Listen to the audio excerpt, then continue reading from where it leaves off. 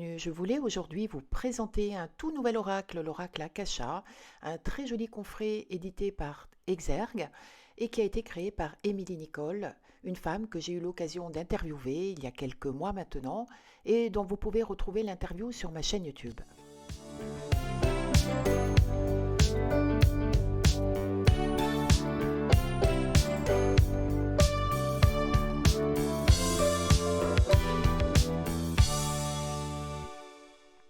Cet oracle se compose d'un livret, environ 140 pages en couleur, dans laquelle l'auteur nous décrit l'oracle, les lames.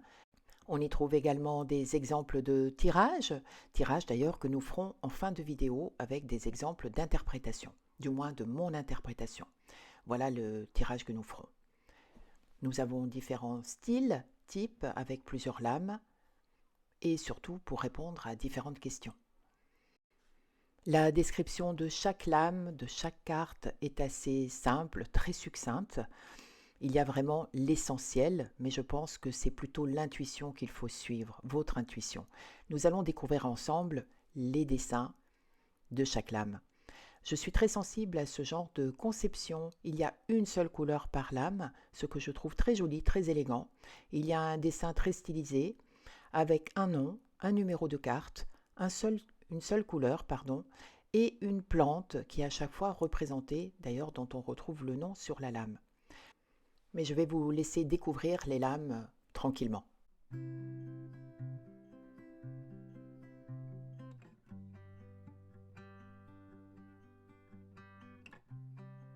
Sans que cela ne soit vu comme une critique, peut-être est-ce moi qui suis trop exigeante, il est vrai que je trouve dommage que le dos des cartes soit un petit peu l'identique en ce moment avec plusieurs autres jeux de exergue, comme les portes de l'intuition par exemple. Je vais vous faire découvrir d'autres lames.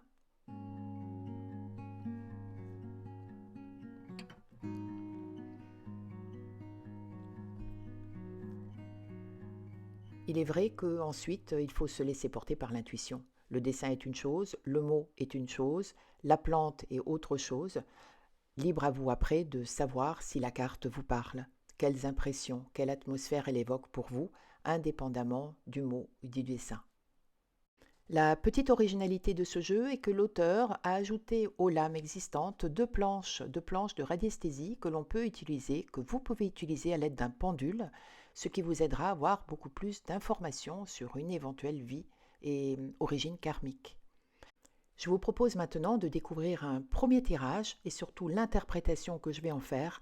C'est un tirage général, un tirage d'ouverture que j'ai fait pour les personnes qui peuvent regarder la vidéo en ce moment, tirage qui vous parlera peut-être. Ce tirage s'effectue avec 13 cartes, 6, 1 et 6. Voici donc le tirage effectué. Nous allons découvrir les lames ensemble, en sachant que les 6 premières cartes, les cartes du haut, représentent le passé. Les deux premières cartes représentent la résilience et le réseau. Les deux suivantes sont le rejet et se débarrasser de la peur.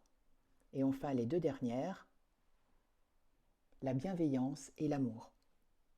Je vais les mettre les unes après les autres pour lire cela comme une histoire, avec un fil logique. Le passé, il y a la résilience.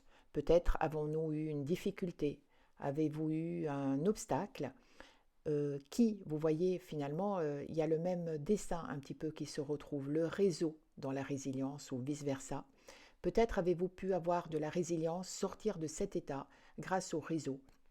Un réseau amical, un réseau professionnel, un contact avec quelqu'un, puisque vous avez souffert du rejet, ou bien avez-vous eu peur d'être rejeté avec cet obstacle, avec vos difficultés, et vous n'avez peut-être pas osé faire appel à ce réseau. Il faut dépasser vos peurs, il faut oser demander, il faut oser vous connecter à l'autre. Cela pour avoir de la bienveillance, non seulement de l'autre, des autres, de la part de ce réseau, mais également envers vous-même, puisque la carte se termine avec cette jolie carte de l'amour. Donc cela est très logique finalement. Il y a la résilience face à un obstacle, il faut dépasser vos peurs, vous aurez ainsi de la bienveillance et vous aurez de l'amour, de l'estime de vous-même, l'amour pour vous et l'amour des autres. Si on regarde la carte du milieu qui évoque l'état d'esprit, votre état d'esprit aujourd'hui, nous avons la réalisation de soi. Et vous voyez, finalement, c'est un peu la suite logique de notre opération de bienveillance, d'estime de soi, qui va nous amener à pouvoir réaliser quelque chose, la réalisation de soi. J'ai retourné les cartes suivantes. Alors, les 2 premières du bas représentent le présent et les 4 suivantes, l'avenir. Dans les cartes qui représentent le présent, nous avons la prise de responsabilité et le combat. C'est comme si vous aviez beaucoup de choses sur vos épaules. Et lorsqu'on parle de réalisation de soi, vous voyez, peut-être qu'on n'arrive pas à pouvoir se réaliser parce qu'on a beaucoup de responsabilités et on combat. On combat contre un obstacle, on combat contre les difficultés du passé dont on parlait tout à l'heure. Il faut combattre peut-être aussi nos peurs pour pouvoir nous réaliser, pour pouvoir avancer. Ensuite, nous allons vous découvrir les 4 cartes suivantes, qui sont celles de l'avenir, entre guillemets. Nous avons l'entreprendre, le syndrome du sauveur, la famille et la dépendance. Et vous voyez qu'elle se raccorde tout à fait avec l'ensemble de ce tirage, puisque au départ, nous allons ce combat qui va nous permettre d'entreprendre. Il y a un petit peu ce flux contre lequel d'ailleurs on combat, puisqu'on n'a peut-être plus envie d'avoir ce syndrome du sauveur, de porter tout sur notre épaule, sur notre dos. Cette carte d'ailleurs qui rappelle la toute première, celle dans laquelle vous voyez, il y a la responsabilité. C'est vraiment, on a trop de responsabilités. On se bat contre ces responsabilités, peut-être qui ne sont pas les nôtres. Nous n'avons peut-être pas apporté le poids et le bagage des autres qui nous entourent. Et nous en avons donc un petit peu marre de tout porter. Et finalement, vous voyez, pour entreprendre, commencer cette action, d'ailleurs, qui nous amène vers la réalisation de nous-mêmes, de nos projets, nous devons peut-être arrêter de tout porter. Peut-être est-ce d'ailleurs une responsabilité reliée à la famille. Et il y a ce lien de dépendance. La dépendance avec ses responsabilités, peut-être avec lesquelles on a du mal à lâcher. Nous avons du mal à nous libérer de cela. Si nous regardons les interprétations qui sont données dans ce livret, par exemple, la toute première carte, c'était la résilience. Et l'auteur nous donne ici quelques pistes, quelques idées de réflexion qui peuvent aiguiller notre intuition. Voici donc l'interprétation de ce tout premier tirage que je trouve assez logique et assez bien ficelé, puisque toutes les lames ont l'air d'être bien reliées entre elles, avec cette idée de obstacle à franchir, de combat à mener pour se libérer d'une dépendance, de trop de responsabilités, ce qui amènera à une estime de soi et à plus de liberté. Je vous propose maintenant de faire ensemble un deuxième tirage, le tirage en 7 lames, qui va être plutôt axé sur l'évolution d'une situation. Je vais axer ce tirage sur une évolution plutôt professionnelle. Donc à vous de voir s'il résonne et s'il vous parle. Comme pour le tirage précédent, nous allons découvrir ensemble les différentes lames, à savoir que les 2 premières lames représentent le présent. Donc nous avons là la dépendance et le combat. Les 2 cartes d'ailleurs que nous avions trouvées tout à l'heure.